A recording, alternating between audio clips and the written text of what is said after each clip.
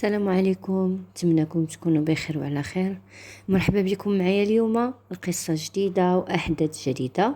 شكرا للمتابعه ديالكم. الى عجبكم الفيديو ما تنساوش اللايك والاشتراك اللي مازال ما اشتركش في قناه قصص مع حنان. ومرحبا بكم. ندوزو القصه ديالنا على بركه الله.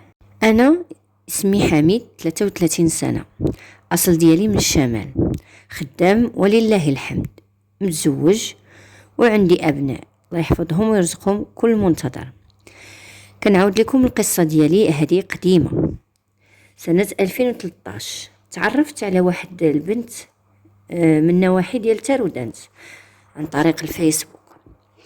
كانت المده التعارف ديالنا 3 شهور. انا كنت خدام سيدي قاسم، عرضت عليا نمشي لعندها لتارودانت. انا ما عندي حتى شي واحد تما وما كنعرف حد وما عمرني فت كازا.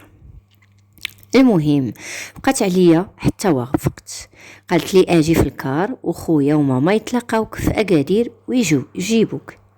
جاتني في شكل، ولكن قلت ليها ليها. كذبت على مالين الدار وقلت لهم خدام ومشيت بلا ما يعرف حتى شي واحد. وصلت لاكادير مع 6 ديال الصباح، وفعلا لقيت خوها وماماها كيتسناوني وعرفوني حيت ديجا شايفيني في التصاور.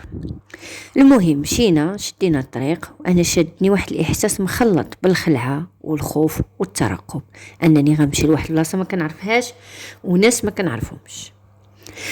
وصلنا لداك الدوار، دخلت سلمت عليها وعلى اختها. حطوا الفطور سوسي على حقه وطريقه، كيتعاملوا معايا بحال لي واحد منهم.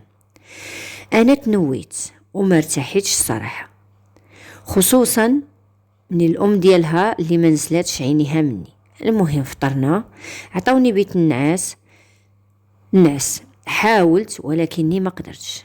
بقيت فايق وكنسمع غير الكلام بالهمس، ما فرست حتى حاجه. المهم في الغدا تهلاو فيا مزيان، ضحكنا. وفي القيلوله بحكم الصيف دوشت ورجعت لبيتي نرتاح. لقيت فيه البنت بوحدها واختلينا مع بعضنا دون وقوع مشاكل. في المساء وحنا على طاولة العشاء سولاتني امها، واش تبغي؟ راه في الصباح بكري غنوضو غنشدو الطريق غنمشيو لواحد الزاويه. مشينا وشدينا الطريق غير الخلا، وصلنا لواحد البلاصه بحال شي قبه ومجموعين فيها الناس، شي 10 ولا 15 واحد. المهم غير نزلنا وشفت داك الذبائح والقرابين والدجاج الاسود، شعري وقف وهي تسولني، اولدي اعطيني راسك نزورك. انا بكل ثقه عطيتها راسي وهي تدير يديها كتقلب ليا في الفروه الراس. قالت لي انت زهري حتى من راسك ماشي غير من عينيك. وانا نتجمع قلت لها شكون قال لك انا زهري من عيني؟ بقات كتمتم. قالت لي غير قلت لك وصافي نسى. انا تما عرفت انني جيت برجليا البلاصه فين غادي نموت. قلت لها بغيت نمشي نقضي شي حاجه ونرجع. بقيت كنبعد حتى خرجت للشانطي، تصادفت مع واحد طاكسي كبير. قلت ليه دابا ديني كورسه سيدي قاسم. قال لي 2700 درهم. قلت له صافي غير زيد. سمحت في ساكي حوايجي كلشي، غير ركبت في الطاكسي وهما يبداو المكالمات الوارده. ما كنجاوبش. في الاول صيفطات ليها ميساج قالت لي تخلعنا عليك فين مشيتي.